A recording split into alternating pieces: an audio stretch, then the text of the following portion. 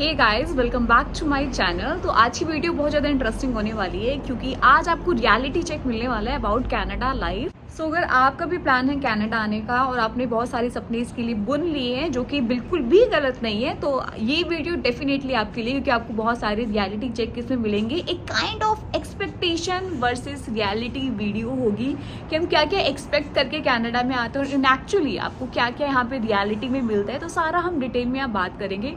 बाकी अभी मैं बताऊँ तो यहाँ पे बहुत ठंडा मुझे लग रहा है। मतलब अभी नवंबर का मंथ चल रहा है। आज तो वैसे भी यहाँ पे ब्लैक फ्राइडे है, 24 नवंबर है, तो अच्छा खासा ठंडा यहाँ पे हो रहा है। कल की ना, मतलब कल भी यहाँ पे टेम्परेचर जो था ना -2 डिग्री सेल्सियस गया हुआ था। आज फिर भी थोड़ा सा ठीक है, धूप निकली थी बट बहुत ही ना के बराबर थी। मतलब अभी भी आप बाहर देखोगे ना तो बहुत ज़्यादा डल सा, और मतलब इसी तरीके का वेदर अब यहाँ पे रहता है। और ये तो शुरुआत है, क्योंकि अभी पूरा आगे जो 4-5 महीने आने वाले हैं ना, वो इसी तरीके का वेदर यहाँ पे देखने को मिलेगा। इनफैक्ट इससे भी ज़्यादा डल और डिप्रेसिंग मिल सकता है। तो इसके बारे में हम बात करेंगे कि इनका ठंडा और जो वेदर वगैरह इन सब के बारे में भी हम बाद में बात करेंगे। फिलहाल हम बात कर लेते हैं कि क्या है वो रियलिटी चेक्स और क्या है वो सारे पॉइंट्स जो आपको पता होना चाहिए, ताकि आपके दिमाग में ना पूरे क्लियर रहो, मतलब कोई गलत फहमी में ना रहो।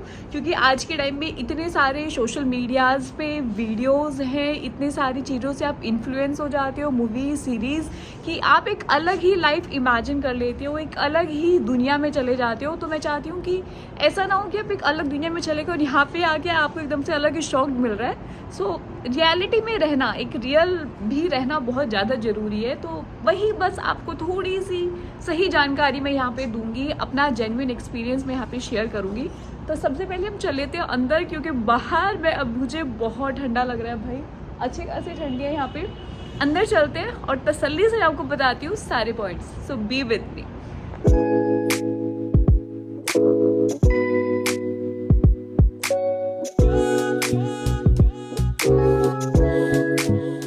सबसे पहला पॉइंट है कि हर साल इंडिया से स्टूडेंट वीज़ा के लिए बहुत सारे बच्चे अप्लाई करते हैं कि बाहर जाएंगे, बाहर से हम ये वाला कोर्स करेंगे, इस चीज़ की डिग्री लेंगे और बाहर हमारी अच्छी जॉब लग जाएगी, वहीं से हम सेटल डाउन हो जाएंगे और पूरा मामला अपना सेट हो जाएगा। लेकिन ये जितना सिंपल लगता है, इन एक्चुअली इतना सिंपल है नहीं। रियलिटी इसकी कुछ और है।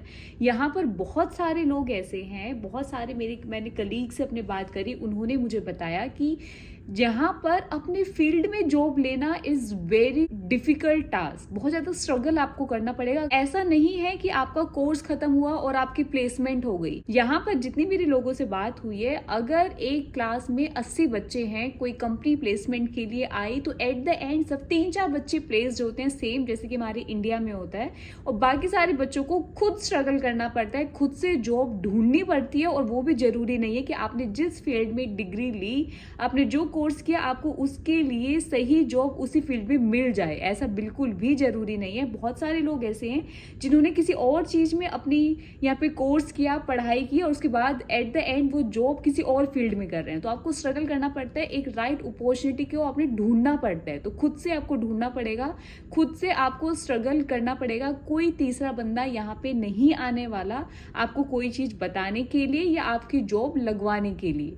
तो सारी मेहनत आपकी रहने वाली है। पूरा आपको माइंडसेट करके आना है, अपने आप को तैयार करके आना है। एंड मोस्ट इंपॉर्टेंट कि आपको अपनी फील्ड में, अगर आपके दिमाग में है कि मैं ये पर्टिकुलर कोर्स के लिए जा रहा हूँ, मान लो मैं कंप्यूटर इंजीनियरिंग मुझे बाहर से करनी है, मुझे फिर आईटी में कोई अच्छी कंपनी में सेटल होना है, तो इंडिया से ही प्लानिंग स्टार्ट कर दो, इसमें अपनी स्किल्स बढ़ाना स्टार्ट कर दो। अप टू डेट रहना है आपको मार्केट के अकॉर्डिंग, ताकि जब कोई फील्ड में, जब कोई कंपनी आए या आप अप्लाई करो किसी भी जॉब के लिए, तो आपके पास बाकी लोगों के कंपैरेटिवली आपके पास ज्यादा नॉलेज हो, अपनी स्किल में आपके पास अच्छी नॉलेज हो, कुछ अलग हो, कि आप हायर हो जाओ उस पर्टिकुलर कंपनी में। क्योंकि कंपनी आपको तभी हायर करेगी अगर आपके पास उस पर्टिकुलर चीज में, जिसके लिए भी वो हायरिंग कर रहे हैं, आपको उसमें नॉलेज है, आपको उसमें स्किल्स हैं आपकी, तभी वो आपको हायरिंग करेगी। Number 2, expensive city. ये सबको पता है कि अच्छी खासी एक्सपेंसिव है, लेकिन बहुत सारे लोगों के दिमाग में ना गलत फहमी भी है, क्योंकि इतनी सारी वीडियोस हमें देखने को मिलती है, इतनी सारे अलग अलग जगह से हमें जानकारी देखने को मिलती है कि बाहर लाइफ बहुत सारी चीज़ों में बहुत ईजी है, चीज़ें बहुत ज़्यादा फ्री मिल जाएंगी, कार लेना, अपनी ड्रीम कार लेना बहुत ही ईजी है, आपके हाथ में आईफोन होंगे, घर वर लेना बहुत ईजी है, जॉब आपको बहुत ईजिली मिल जाएगी और मतलब सारे मामला आपका अच्छे से निपट जाएगा, आप अच्छे से सेटल डाउन हो जाओगे, जो चीज़ की पॉसिबिलिटी आपको लगता है कि इंडिया में नहीं हो पाएगी। लेकिन ये टोटली मिथ है, ऐसा बिल्कुल नहीं है। कनाडा में आपका एकोमोडेशन, आपका ट्रेवलिंग बहुत ज़्यादा एक्सपेंसिव है। तो आपको ये मेक श्योर करना है कि अगर आप एज अ स्टूडेंट वीज़ा भी अप्लाई करके आ रहे हो तो ये लेके चलना। तो $500 में शेयरिंग रूम मिलने वाले हैं, तो $500-600 आपको मंथली का देना होगा। वो भी आपको उसमें शेयरिंग रूम मिलेंगे, आपको अकेले कोई अपना इंडिविजुअल रूम नहीं मिलेगा। तो अपना माइंडसेट उस अकॉर्डिंग करके आना कि मुझे इतने में शेयरिंग रूम मिलेगा, बाकियों के साथ मुझे रूम को शेयर करना है। साथ कोई भी चीज यहाँ पे एज ए फ्री में नहीं मिलने वाली है। बहुत सारे गवर्नमेंट प्रोग्राम है, जैसे कि पेंशन है, कुछ चाइल्ड बेनिफिट्स हैं, कुछ हेल्थ से रिलेटेड हैं। तो बहुत सारे अलग अलग गवर्नमेंट प्रोग्राम हैं जो बेनिफिट्स देते हैं, बट कहीं ना कहीं indirectly you all are paying for it in the form of taxes, inflation. तो हम टैक्स के फॉर्म में, क्योंकि कनाडा और इंडिया में अगर हम टैक्स का देखें तो अगर इंडिया में आप अपने जॉब का 10% ऑफ सैलरी टैक्स में दे रहे हो तो कनाडा में 30% आपको अपनी सैलरी की टैक्स में देनी है। तो कहीं ना कहीं बात वही बन जाती है। तो लेकर चलना कि कोई भी चीज़ यहाँ पे एज अ फ्री में नहीं मिलने वाली है। या फिर बहुत सारी वीडियोस भी ऐसी है कि आपको मतलब ड्रीम कार लेना बहुत ही इजी है, अपना ड्रीम घर लेना बहुत ही इजी है क्योंकि पॉपुलेशन कम है, जॉब बहुत ईजिली लग जाएगी, फील्ड जॉब नहीं लगेगी तो आपको वैसे कहीं भी हायरिंग में आप पार्ट टाइम जॉब कर लोगे, डॉलर्स कमाओगे। तो इतना ईजी नहीं है ये सब करना। इनफैक्ट आज के टाइम में ये अगर हम पहले की बात करें, अब से 2-3 साल पहले, तब फिर भी थोड़ा इजी था कि आपको पार्ट टाइम जॉब भी मिल जाती थी। लेकिन आज के टाइम में पार्ट टाइम जॉब लेने के लिए भी लोगों को बहुत ज़्यादा स्ट्रगल करना पड़ रहा है। इनफैक्ट मैंने एक जगह देखा कि मैकडोनल्ड में हायरिंग चल रही थी और वहाँ पे क्यू में लोग खड़े हुए थे, 200-300 लोग। तो मतलब 3-4 अगर लोगों की हायरिंग आई है तो अच्छे खासे लोग वहाँ पे भीड़ में खड़े हुए थे। तो आज का मतलब ये वाला अभी टाइम ऐसा चल रहा है 2023 या आने वाला भी 2024 भी, कि अभी लोगों को थोड़ा स्ट्रगल करना पड़ रहा है और जॉब इतनी ईजिली नहीं मिल रही है। तो फील्ड में जॉब तो आपको मिलना थोड़ा मुश्किल था ही, वो तो पहले से ही था। आपको अपने फील्ड में अच्छी खासी आपको नॉलेज और स्किल आपकी अच्छी होनी चाहिए तभी आपको मिलेगी। लेकिन अभी पार्ट टाइम जॉब लेना भी इतना इजी नहीं है, आपको थोड़ा स्ट्रगल करना पड़ेगा। और कहीं ना कहीं अगर आप कुछ, या तो आपके अंदर कुछ ऐसी क्वालिटी है कि कंपनी आपको या पर्टिकुलर जहाँ पे आप अप्लाई कर रहे हो वो आपको हायर कर ले, अपने आप को आपको वैल्यूएबल रिसोर्स बनाना है। अगर आप वैल्यूएबल अपने आप को बना लोगे तो फिर तो आप कहीं भी अच्छे से ना अपने आप को फिट कर लोगे, सेट हो जाओगे। Number 3, better saving. स्पेशली जो इंडिया से आते हैं तो हम लोगों के दिमाग में ना बस एक चीज़ रहती है कि हमें पैसा कमाना है और बाहर हमें डॉलर्स में पैसा कमाएंगे, जिसकी वैल्यू इतनी ज़्यादा है कि भाई $1 की 60 रुपये है इंडिया की वैल्यू। तो मतलब आपको लगता है कि डॉलर्स में कमाएंगे तो मतलब हम जो यहाँ पे हज़ारों में कमा रहे हैं वहाँ लाखों में हम पैसे कमाएंगे और अच्छे खासे इंडिया में भेजेंगे, अपने पेरेंट्स के पास भेजेंगे और मतलब अच्छा खासा पूरा मामला सेट कर देंगे। लेकिन ऐसा बिल्कुल भी नहीं है। आप सेविंग कैसे करोगे? आप कनाडा में आए, नो डाउट आप डॉलरों में कमा रहे हो, बट आप तो देखना कि कनाडा खुद में एक बहुत एक्सपेंसिव कंट्री है। वहाँ पे सारी चीज़ें, आपका एकोमोडेशन, आपका ट्रेवलिंग, हर चीज़ में अच्छा खासा पैसा आपका खर्च होने वाला है।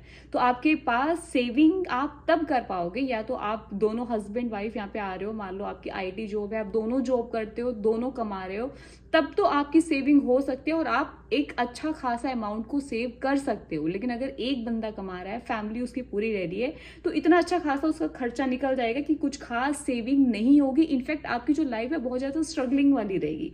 तो आपको अच्छे से सोच समझ के आना है। कोई भी किसी की देखा देखी मत करना कि मेरे वो फ्रेंड्स थे बाहर गए, डॉलर कमा रहे हैं, वो तो अच्छा खासा अपने इंडिया में भी पैसा भेज रहे हैं, ज़मीनें खरीद ली, बाहर अपनी ड्रीम कार में घूम रहे हैं, आईफोन लेके घूम रहे हैं। तो ये सब चीज़ें से हमें इन्फ्लुएंस नहीं होना है, किसी पे हमें ब्लाइंडली ट्रस्ट नहीं करना है। खुद से रिसर्च करो, खुद से जानकारियाँ निकालो एंड मोस्ट इंपॉर्टेंट, सबसे ज़्यादा जरूरी ये है कि अपनी लिस्ट बना लो, अपनी प्रॉपर लिस्ट बनाओ कि क्यों इंडिया को छोड़ के आप बाहर कनाडा में सेटल होना चाहते हो। और जब आप कनाडा में सेटल होना चाहते हो वो सारे पॉइंट अपने लिस्ट डाउन करो, फिर प्रायोरिटी निकालो कि कौन सा पॉइंट कितना प्रायोरिटी पे है, उसके बाद अपना सोच समझ के डिसीजन लो। तो मैं तो यही बोलूँगी कि think twice before making any decision और before moving to Canada. Number 4, work culture. ये तो स्पेशली आईटी में जो लोग काम करते हैं उन लोगों के लिए बिल्कुल सही पॉइंट होगा, क्योंकि जब मैं भी इंडिया में थी तो एक हमारे दिमाग में ना ये पॉइंट हमेशा आता है कि बाहर का वर्क कल्चर बहुत अच्छा है, और मतलब जितना हम लोगों पे एक क्या नाम है कि वर्किंग आवर्स हम 8-8 9-9 घंटे बैठे रहते हैं, इनफैक्ट इससे ज़्यादा भी लंबे बैठे रहते हैं, लेकिन बाहर ऐसा कुछ नहीं है। उनकी 6-7 घंटे की जॉब होती है, वो उठ जाते हैं या वगैरह वगैरह वगैरह, बहुत सारे हम लोगों के दिमाग में आता है ऑन शोर ऑफ शोर वाला जो हम कॉन्सेप्ट है वो लेके चलते हैं।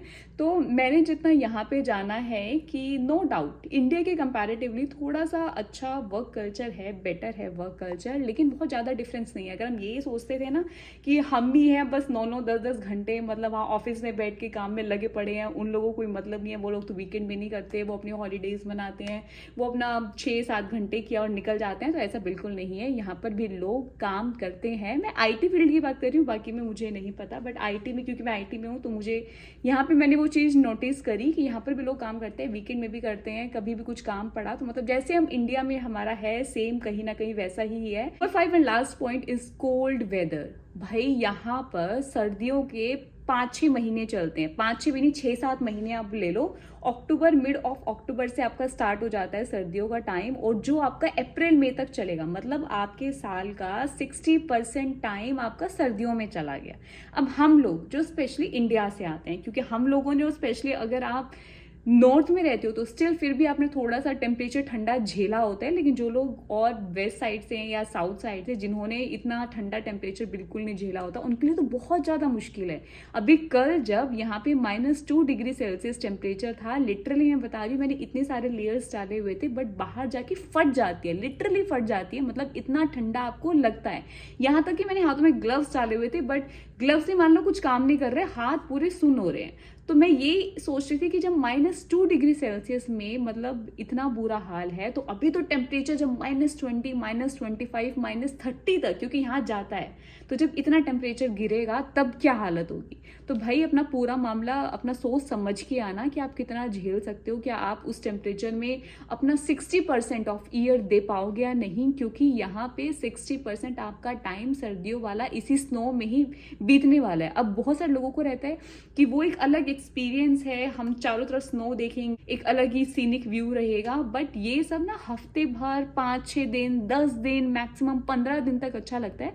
बट जब वो सेम चीज लगती है ना और आप बाहर नहीं निकल पा रहे और आपको जब लगता है कि आप ठिठुर कर बैठ गए हो, तब वो चीज समझ में आती है कि भाई ये इतना भी कोई बढ़िया वाली चीज नहीं है। क्योंकि हम लोग इंडिया से और वहां पे टेम्परेचर इतना ज्यादा नहीं गिरता है, तो हम लोगों को ज्यादा दिक्कतें होती है, हम लोगों की बॉडी इतना ज्यादा यूज टू नहीं है, तो थोड़ा एडजस्ट ज़्यादा करना पड़ता है। तो मतलब मेरा तो ये मानना है कि भाई आप घूमने आ रहे हो इज़ अ डिफरेंट थिंग, लेकिन अगर आप यहाँ पे सेटल होना चाहते हो या आपके दिमाग में कुछ और एम है, यहाँ पे करियर बनाना है, यहाँ पे प्रॉपर सेटल डाउन होना है, जो भी आपको करना है, आप अच्छे से पूरा अपना रिसर्च करके आओ। किसी की भी, मैं ये भी नहीं कह रही कि मेरी वीडियो आप पूरा मतलब ये बस मेरी वीडियो देखी और आपने डिसीजन लिया और आपने नहीं आए या आप आ गए, ऐसा भी नहीं है। अपना खुद से रिसर्च करो, खुद से इसके बारे में पढ़ो, अपने लिस्ट डाउन करो कि क्या क्या पॉइंट्स हैं जिसकी वजह से आप जाना चाह रहे हो, उसको प्रायोरिटी दो, कौन से पॉइंट को आप कितनी प्रायोरिटी दोगे, उसके बाद ही कोई अच्छे से डिसीजन लेके देन अपना एक प्रॉपर प्लान बना के देन ही आओ। क्योंकि समर में यहाँ पे फिर भी बहुत अच्छा रहता है, हैपनिंग रहता है, स्पेशली अगर मैं यहाँ पे डाउनटाउन की बात करूँ या टोरंटो मेन सिटी की यहाँ पे बात करूँ, तो यहाँ पे बहुत हैपनिंग आपको देखने को मिलेगा, क्योंकि सारे लोग बाहर रहते हैं, अलग अलग, कहीं पे कुछ चल रहा है, कहीं पे कुछ चल रहा है, कहीं पे कुछ परफॉर्मेंस चल रही है, कहीं पर कुछ एक्टिविटीज चल रही हैं, इतने सारे आप आइलैंड वाइलैंड जा सकते हो। तो मतलब वो टाइम आपका बेस्ट टाइम है, लेकिन वो सिर्फ आपको 5-6 महीने मिलेंगे, बाकी के 6-7 महीने जो आपका एक लंबा टाइम है वो आपका सर्दियों में जाने वाला है, जब सब अंदर मिलेंगे, आपको रोड्स पे बाहर बहुत कम मिलेंगे, पार्क वार्क सब आपको खाली मिलेंगे, प्लेग्राउंड्स आपको खाली मिलेंगे, आइलैंड पूरा खाली मिलेगा। तो मतलब आप इमेजिन करो कि आप पूरा टाइम बस घर में बैठने वाले हो, या फिर आपको जो जॉब में जाना है बस आप वहां गए, वहां से अंदर, क्योंकि आप इससे ज्यादा कुछ कर भी नहीं पाओगे, बहुत ज्यादा ठंडा रहता है। ये थी मेरी आज की वीडियो। मैंने आज की वीडियो में अपना एक जेन्युइन रिव्यूज यहाँ पे देने की कोशिश की है, जितना मुझे मेरे फ्रेंड्स, मेरे कलीग से पता चला, जितना मैंने खुद यहाँ पे देखा, वो सब मैंने आपको यहाँ पे बताया। तो अगर मेरी वीडियो अच्छी लगी हो तो प्लीज इसको बाकी फ्रेंड्स के साथ भी अपने शेयर करना, फैमिली मेम्बर्स के साथ भी शेयर करना, सो दैट उनको भी एक सही जानकारी मिल सके, वो भी अपना एक सही डिसीजन ले पाए कनाडा आने से पहले। क्योंकि जो लोग यहाँ पर आ गए वो तो आ गए, लेकिन जो लोग अभी प्लान कर रहे हैं या जो लोग अभी जिन लोगों का ड्रीम है अभी, उन लोगों को एक दो बारी और सोचने की ज़्यादा ज़रूरत है। तो इसके साथ ही मिलेंगे अपनी अगली वीडियो में। वीडियो अच्छी लगी हो तो चैनल को करना सब्सक्राइब, वीडियो को देना एक बड़ा सा like. So take care of your self and your family. Bye bye.